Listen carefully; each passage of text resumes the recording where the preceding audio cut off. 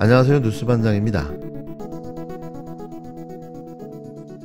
보수의 가치를 지켜줄 것이라 믿어 의심치 않는 국민의힘 의원님께 저는 국민의힘 당원이자 해병대원 순직 및 수사 외압 진상규명을 밝히기 위해 활동하고 있는 해병대 예비역연대 회장 정원철이라고 합니다.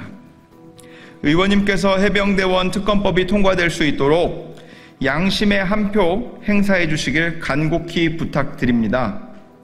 윤 정권을 위해 보수의 존립 가치를 훼손하고 있는 작금의 상황이 개탄스럽습니다. 국가를 위해 헌신한 군인을 순직한 지 10개월이 지나도록 구천을 떠돌게 하는 것은 보수가 아닙니다. 진영 논리를 떠나 상식선에서 해병대원 순직 사건을 바라보면 답은 너무나도 쉽습니다.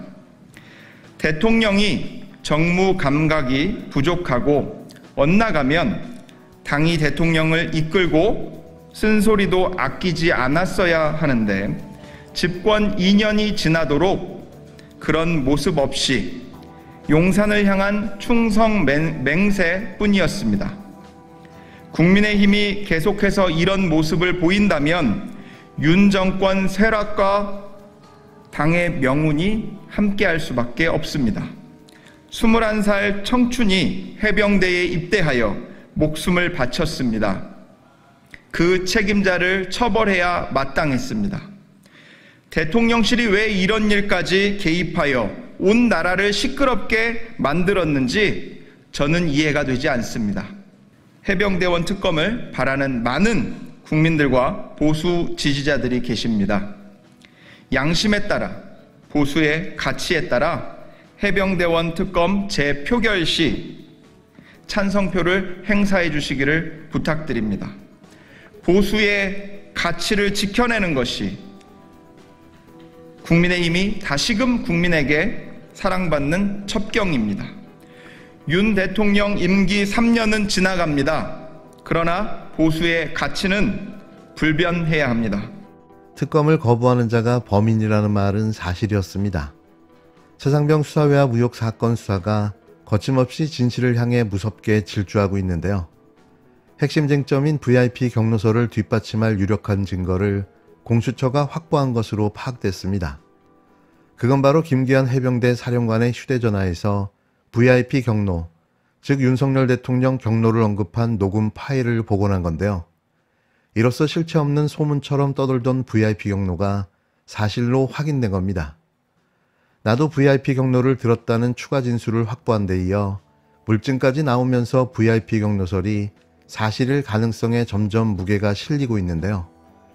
해당 녹음 파일은 지난해 최상병 순직 사고 이후 김 사령관이 참모와 통화하면서 VIP 경로설과 관련해 대화한 내용입니다.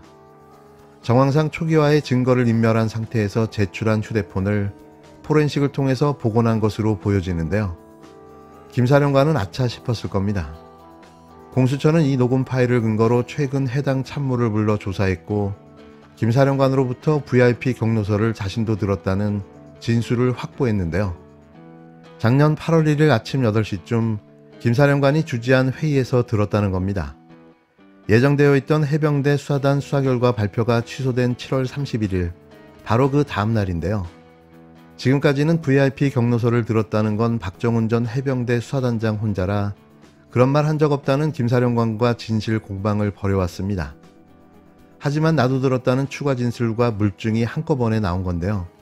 이에 따라 박 전 단장이 항명죄를 피하기 위해 VIP 경로서를 지어냈다는 김 사령관의 주장은 완벽하게 설득력을 잃게 됐습니다.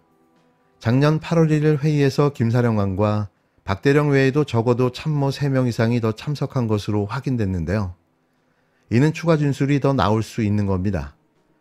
공수처는 김 사령관에 대한 2차 조사에서 해당 간부의 진술 내용을 언급하며 추궁했지만 김 사령관은 인정하지 않은 것으로 알려졌는데요.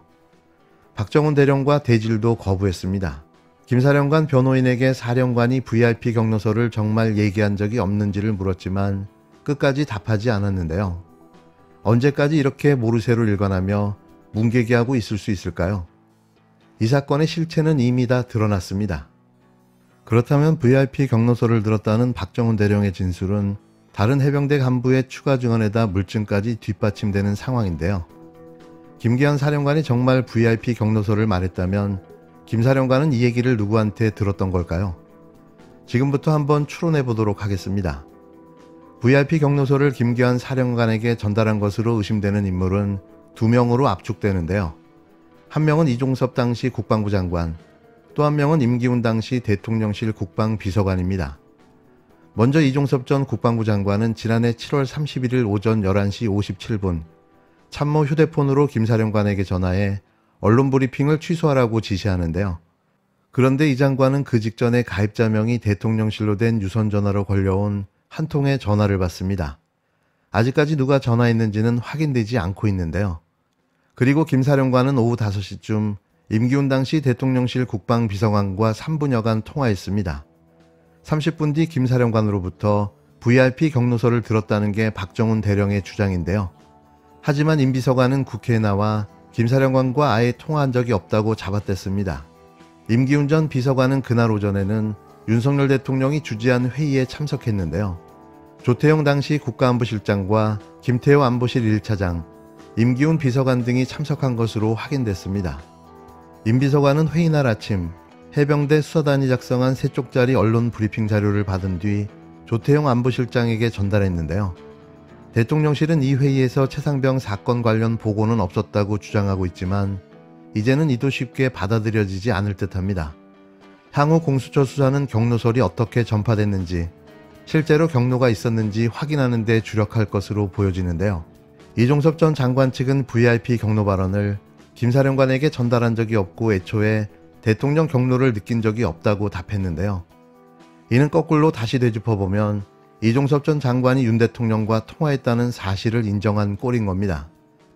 대통령과 통화는 했지만 경로를 느끼지 못했다는 취지의 발언인데요. 사실을 숨기려다 오히려 통화한 사실만 자백한 상황인 거죠.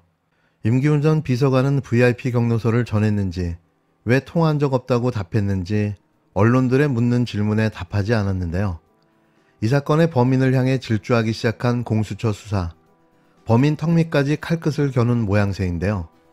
지금 가장 두려움에 떨고 있는 자는 누구일까요?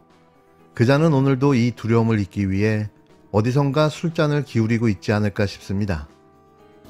순직한 그 사고 소식을 듣고 저도 국방장관에게 이렇게 좀 질책을 했습니다. 저도 그 현장에 며칠 전에 다녀왔지만 어떤 생존자를 구조하는 상황이 아니라 돌아가신 분의 그 시신을 수습하는 그런 일인데 왜 이렇게 그 무리하게 진행을 해서 이런 그 인명사고가 나게 하느냐. 또 앞으로 이제 여름이 남아있고 또 홍수나 태풍이나 이런 것들이 계속 올 수 있는데 앞으로 대민 작전을 하더라도 이런 일은 절대 일어나면 안 된다. 이렇게 좀 질책성 당부를 한 바 있습니다.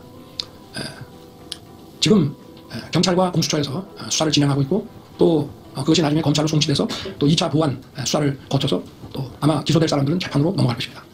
저는 이 수사를 지금 담당하고 있는 수사 관계자들이나 또 향후에 여기에 대한 재판을 담당할 관계자들도 모두 저나 우리 국민과 똑같이 그리고 최상병의 가족들과 똑같은 그런 안타까운 마음으로 열심히 진상규명을 할 것이라고 저는 믿고 있습니다. 어떻게 이 사건을 대충 할 수가 있겠으며 그리고 수사를 하면 다 드러날 수밖에 없는 일들입니다. 이게 뭐 군에서 하는 것도 아니고 결국 민간 사법기관에게 넘어가서 이런 진상규명을 하는 것인데 이것을 뭐 어떤 진실을 왜곡해서 책임 있는 사람을 봐주고 또 책임이 없는 사람 또는 책임이 약한 사람한테 모든 것을 뒤집어 씌우고 이런 것 자체가 저는 가능하지 않다고 생각합니다.